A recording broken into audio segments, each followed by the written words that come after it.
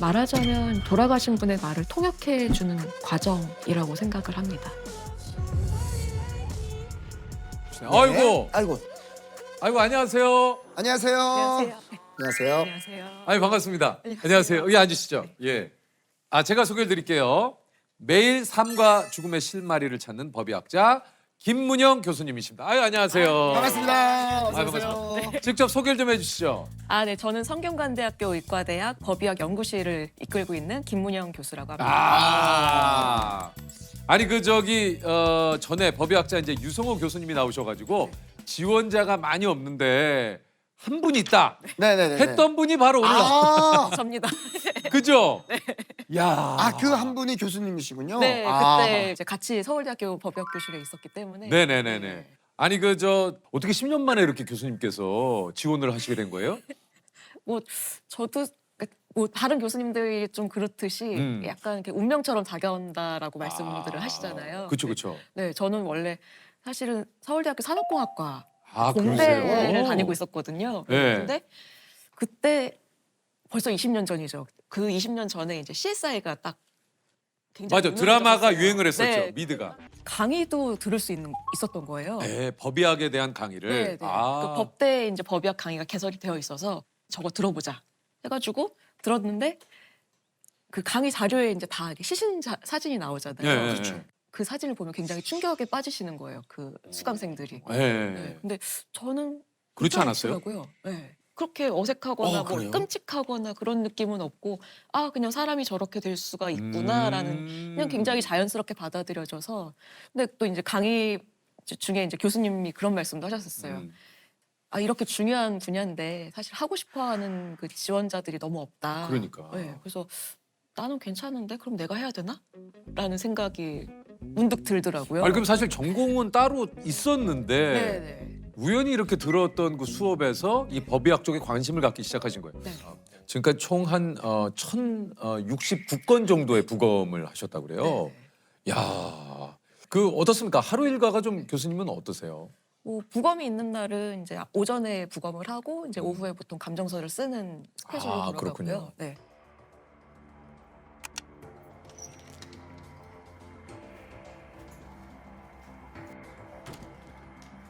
일단은 부검은 제가 부검을 하기로 되어 있는 날 그 전날 저녁까지 과수에 접수된 거를 기준으로 이제 영장이 확실하게 나온 것들만 부검을 실제로 하게 되고요.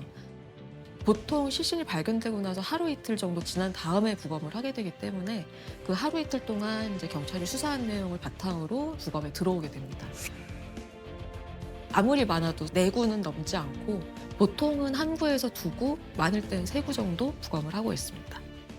저희가 이제 부검이라는 단어가 사실 되게 어떻게 보면 저희들에게 좀 자주 들리는 단어긴 한데 네네네. 실제로 부검이라는 것이 어떤 역할을 하는지에 대해서는 사실 구체적으로 알려진 것들이 많지 않아요. 네, 그러니까 네. 보통은 이제 부검을 꼭 이제 말씀드렸던 뭐 타살 사건 이런 강력 사건이랑 연관이 있다고 생각하시지만 사실은 거의 대부분의 부검은 병사로 생각이 돼요. 그러니까 어떤 질병으로 돌아가셨을 것 같은데 이분이 이제 병원에서 돌아가신 게 아니고 정확한 진단을 받은 상태가 해야 아니라서 되니까. 만에 하나 있을 가능성을 확인하기 위해서 그렇죠.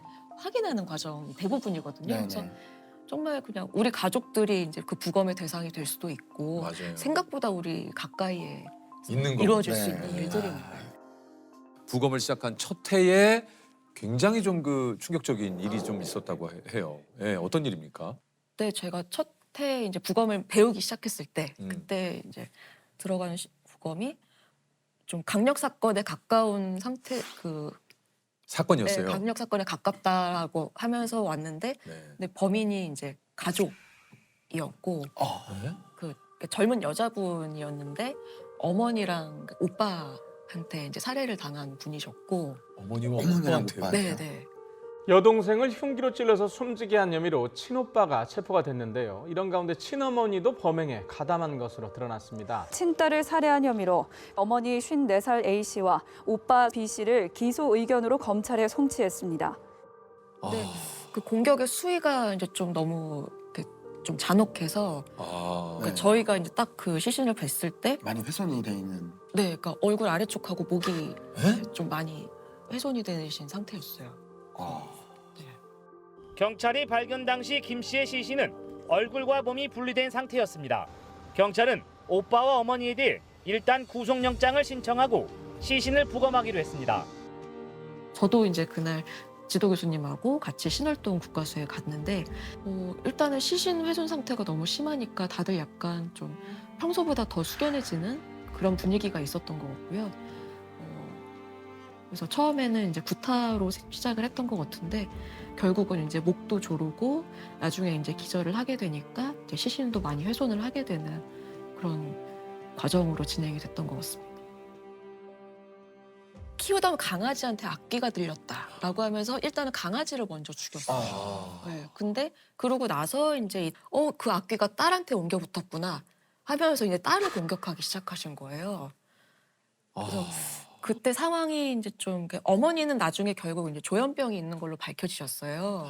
근데 이제 이 어머니의 영향을 받아서 아드님도 조금 이제 독특한 생각을 하시는 네, 그런 상태가 되셨었고, 그래서 사실은 치료를 받았으면 그런 상황까지 안 그러니까요. 왔을 텐데 네. 이제 아무래도 가족들이 이제 그 치료를 권유하기보다는 이제 어머니의 그 생각에 좀 동조하고 이렇게 그런 참 너무 쪽으로 안타깝네요. 갔던 것 같아요. 네, 네. 안타깝네요. 그 사건도 굉장히 안타까웠던 사건. 아 이게 참 정말 너무 가슴이 아픈 그런 네. 사건이네요. 네.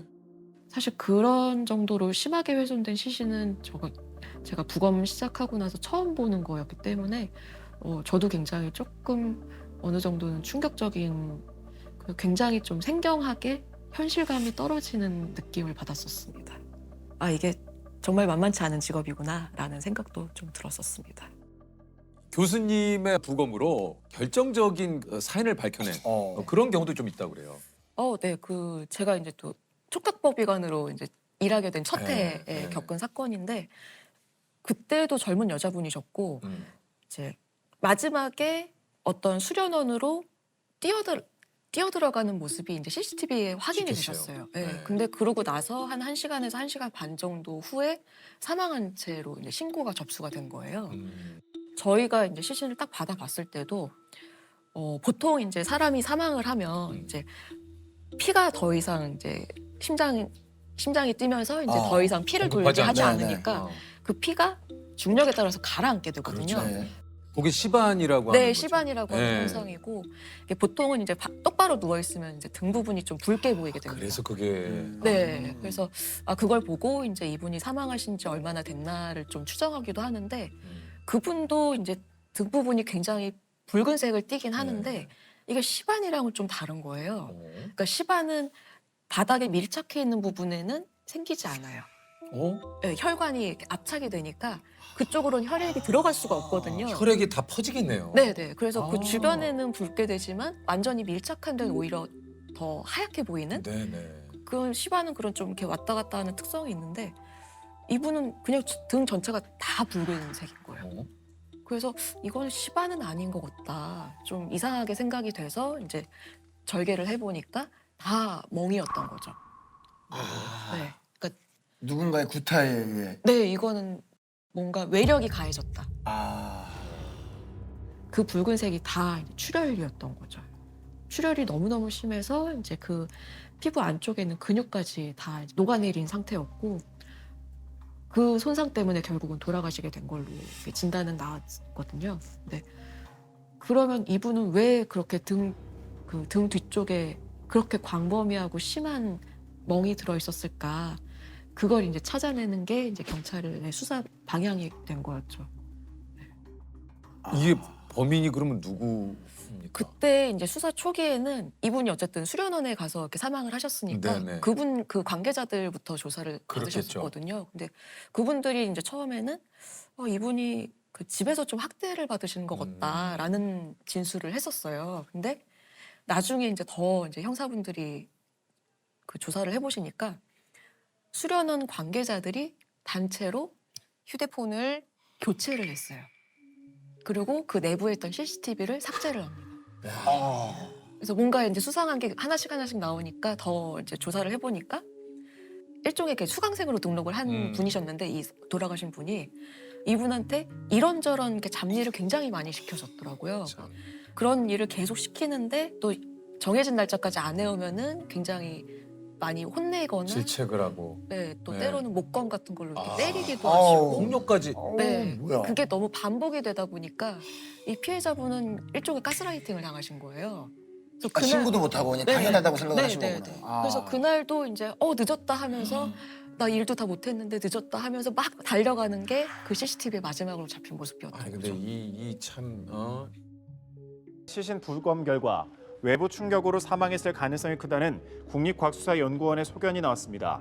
수련생을 목검 등으로 때려 숨지게 한 혐의로 재판에 넘겨진 관장에게 중형이 선고됐습니다. 아니 그리고 이게 본인들이 잘못을 했는데도 이걸 이제 증거인멸을 하고 증거인멸을 시도를 한 거죠. 가족분들한테 떠넘기고. 정말 진짜 부검을 하신 이야기를 또 하다 보니 이런 이야기까지 좀 나왔는데 안타깝게 돌아가신 분들의 또 이야기를 또 듣다 보면 그만큼 또 부검이 얼마나 중요하다라는 생각이 좀 듭니다. 이 일을 하시면서 또 유독 마음이 좀 아팠다, 좀 네. 먹먹했다라는 그런 또 일들도 좀 있으셨다고 그래요. 가끔 이제 같이 살던 가족분들이 한꺼번에 오시는 데도 있어요. 그러니까 뭐, 아. 네. 또 이제 어떤 사건 중에 하나가 고령의 이제 어머니랑 좀 중년의 아드님이 그러니까 같이 돌아가셔가지고 뒤늦게 발견이 되신 사건이 있었는데 그분들이 발견되신 계기가 수도세가 갑자기 너무 많이 나온 거예요.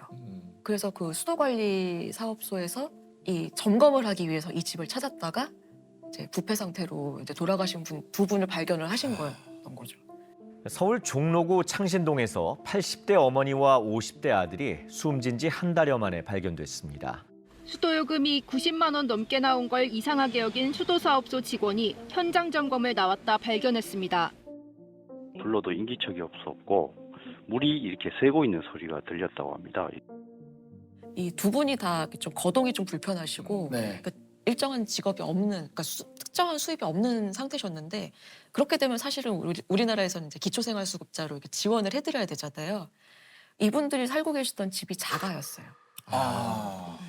물론 그 집이 이제 아주 괜찮은 집은 아니었고 이렇게 쓰러져가는 그러니까 집이었는데도 서류상으로는 재산이 있기 재산이 때문에. 있으니까 이게 구청에서 뭐 이렇게 그 주민센터 같은 데서 네. 이제 확인을 해도 방법을 찾아보는 와중에 이제 결국은 돌아가신 그런 거예요. 안타까운 네.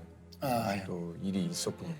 조금 더 안타까웠던 거는 이 두 분이 둘 다 돌아가셨잖아요. 근데 시신 상태로 봤을 때는 이제 아드님이 먼저 돌아가신 것 같았어요. 근데 어머님이 더 거동이 불편하시니까 아드님이 좀 보살폈을 텐데 아드님이 더 먼저 돌아가시니까 어머님은 이제 그냥 거의 좀 마지막에는 뭐 식사도 제대로 못하다가 돌아가시지 않았을까 싶은 상태였는데 그 와중에도 이제 아드님 양말을 신겨놓은 것 같은 정황이 있었거든요. 아이고. 그래서 이게 참 본인도 굉장히 상태가 안 좋으셨을 텐데 그 와중에도 이제 아드님을 걱정하는 그 마음이 느껴져서 더 좀 안타까웠습니다. 그러니까 뭐 혹시 사각지대가 생기는 이럴 때에 네네네. 이렇게 또 안타까운 일들이 또 생기니까 이게 또 이런 거를 뉴스로 볼 때마다 참 저도 그렇습니다만 네. 많은 분들이 참 뭐 안타까워하시죠. 맞아요. 가슴 아프죠. 이런 일이 좀 없어야 하는데 제가 이제 지금까지 한 1000건 넘는 부검들을 다 이제 파일 하나로 정리를 해놓고 있거든요. 근데 거기에 보면 이제 다 사건 개요들이 다 나와 있는데 그 사건 개요를 이렇게 하나씩 보다 보면 사람의 인생 한 명 한 명이 다 소중하고 다 의미가 있고 그러니까 정말 소중하지 않은 사람은 없구나 하는 생각도 갖게 됩니다. 그 교수님도 이제 이 일을 하고 계시니까 직업병 같은 건 없으세요? 뭐 직업병 뭐 이제 언제 어디서든 저한테도 무슨 일이 생길 수 있다라는 그런 생각을 항상 좀 그렇죠. 네네. 저 오늘 녹화가 끝나고 집에 돌아가는 길에 무슨 일이 생길 수도 있죠. 그렇죠. 그 뭐 사실 우리 모두에게나 있을 수 있는. 네, 아마 이런 일을 하시는 분들은 다 그런 생각을 좀 갖고 계실 거예요. 근데 그게 꼭 나쁜 건 아닌 게 좀 안전에 좀 더 신경을 쓰게 되기도 하고 뭐 매일 저녁 콘센트를 다 빼놓는다, 플러그를 다 빼놓는다 이러신 분들도 계시고 좀 더 이렇게 조심하게 되는 것도 있고요. 직업병으로 뭐 이제 좀 교수님께 질문을 드렸었지만 지나가다가 그런 이상한 그 어떤 냄새 이런 거에 사실 되게 예민하시다고 그래요. 네. 좀 이렇게 부패 시신에서 나는 냄새는 사실 일상생활을 다르죠. 살면서 맡아볼 수 없는 그러니까. 냄새거든요. 그래서 가끔 이렇게 풀숲 같은데 아니면 옆에 이제 좀 조경이 된 곳들이 있잖아요. 가끔 비슷한 냄새가 날 때가 있어서 이게 이런 냄새가 날 리가 없는데 왜 이런 냄새가 날까 이제 생각을 해보다가 사실은 그 냄새 때문에 이제 시신이 발견되는 경우도 굉장히 많고요. 그럼 실제로 그 냄새 때문에 시신을 발견하신 적도 있으세요? 아 제가요? 네. 영화나 이제 뭐 드라마 보면 아니 그래서 이거 무슨 냄새지? 뭐 이런 경우 있잖아요. 제가 그러면은 거의 김전일 코난 수준. 그래요? 역시 김전일 코난. 역시 확실히. 역시 저도 좋아하거든요. 코난. 재밌어. 오페라 유형의 대저택인가 참 재밌었는데. 뭔지 알아요? 극장판. 맞아요. 알지. 아유. 예. 네. 오. 네. 근데 저희 그 아파트마다 이제 커뮤니티가 있잖아요. 있죠. 네, 거기에 좀 되게 좀 느낌이 쎄한 글이 한번 올라와가지고 그냥 글이요? 대표님한테 직접 연락드린 적도 있긴 한데 어떤? 그 자꾸 윗집에서 썩은 된장 냄새가 내려온다는 거예요. 그래서 무서워. 썩은 된장 냄새? 이거 혹시 그 뷔페 냄새를 이렇게 표현하신 게 아닐까라는 그 생각이 직감적으로. 갑자기 들어가지고 방장님한테 이제 혹시나 이제 안 좋은 일이 생겼을 수도 있으니까 관리사무소에서 한번 확인해 주시면 좋겠다라고 이렇게 좀 메시지를 보낸 적이 있습니다. 진짜 봤어요? 별 얘기가 없었던 거 보면 그냥 다행히 다른 일이었던 것 같습니다. 나는 다행이네. 네. 아니 어쨌든 좀 이렇게 뭔가 어떤 이상한 느낌이 있을 때는 이건 사실 확인을 해보는 게 네. 그쵸.